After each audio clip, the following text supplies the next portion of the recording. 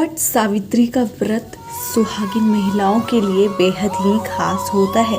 इस दिन महिलाएं व्रत कर अपने सुहाग की लंबी आयु की कामना करती हैं और सुख सौभाग्य का आशीर्वाद प्राप्त करती हैं। हर साल ज्येष्ठ माह की अमावस्या के दिन वट सावित्री का व्रत किया जाता है और इस बार ये व्रत 10 जून 2021 को किया जाएगा।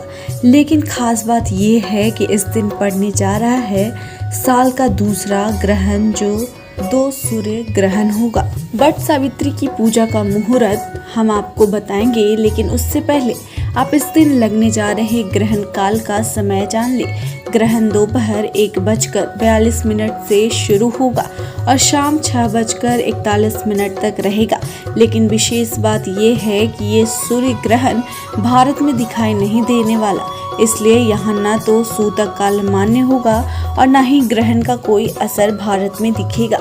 यानी सभी शुभ कार्य उसी तरह किए जा सकेंगे जैसे अब तक होते आए हैं। व्रती महिलाओं को घबराने की कोई आवश्यकता नहीं है। राहु काल में वैसे भी कोई भी शुभ कार्य नहीं किया जाता है।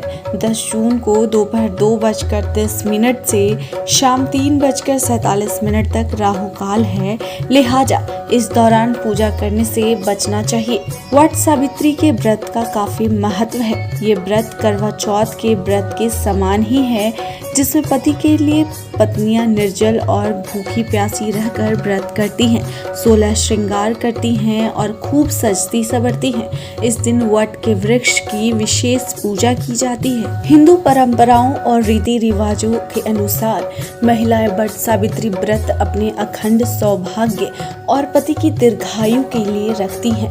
पौराणिक मान्यताओं के अनुसार इस दिन सावित्री यमराज से अपने पति सत्यवान के प्राण वापस लेकर आई थी, इसीलिए इस व्रत को बेहद खास माना जाता है और महिलाएं सावित्री जैसा अखंड सौभाग्य प्राप्त करने के लिए इस व्रत को पूरी श्रद्धा और आस्था से करती हैं।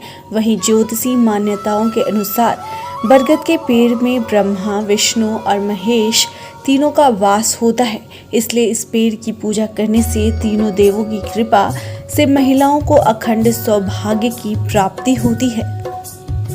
मान्यता यह भी है कि पतिव्रता सावित्री ने अपने पति के प्राण वापस लाने के लिए बरगद के पेड़ के नीचे बैठकर कठोर तपस्या की थी, इसलिए इसे वट सावित्री व्रत कहा जाता है।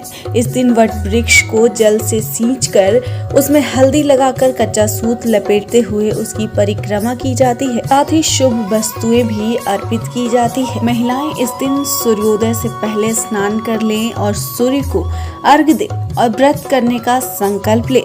फिर नए वस्त्र पहनकर 16 श्रृंगार करें। इसके बाद पूजन की सारी सामग्री को एक टोकरी में सही से रख लें। फिर वट यानी कि बरगद के वृक्ष के नीचे सफाई करने के बाद वहां गंगा जल छिड़क कर उस स्थान को पवित्र कर ले। सभी सामग्री रखने के बाद स्थान ग्रहण करें। इसके बाद सबसे पहले सत्यवान और सावित्री की मूर्ति को वहां स्थापित करें। फिर अन्य सामग्री जैसे धूप, दीप, रोली, भिगोए चने, सिंदूर आदि से पूजन करें। इसके बाद धागे को पेड़ में लपेटते हुए जितना संभव हो सके 5, 11, 21, 51 या फिर 108 बार बरगद के पेड़ की परिक्रमा करें।